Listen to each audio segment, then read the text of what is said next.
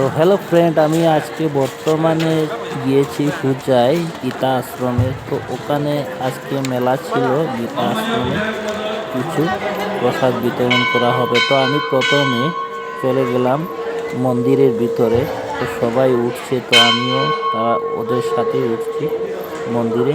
মন্দিরটা পুরো পরিক্রমা করব দেখার জন্য। তো সেখানে গিয়ে দেখলাম অনেক মানুষ, সবাই ঘন্টি বাজাচ্ছে। আমারও ভালো লাগছে, ওখানে ভানুদাও আছে। তো সাইটে যেগুলি ফটো আছে, মানে শ্রীকৃষ্ণ কি কি করেছেন বা ওখানে সব কিছু লেখা আছে। তো আমি নেক্সট ভিডিওতে দেব। আমি সবাই আর মন্দিরের ভিতরটা তোমরা পুরা দেখো। আমার খুব ভালো লাগছে সেখানে গিয়ে। তোমরাও আসবে, প্রতি বছরে এই দিনটাকেই পূজা করা হয়, এই যে শ্রীকৃষ্ণ মানে মিডিলে।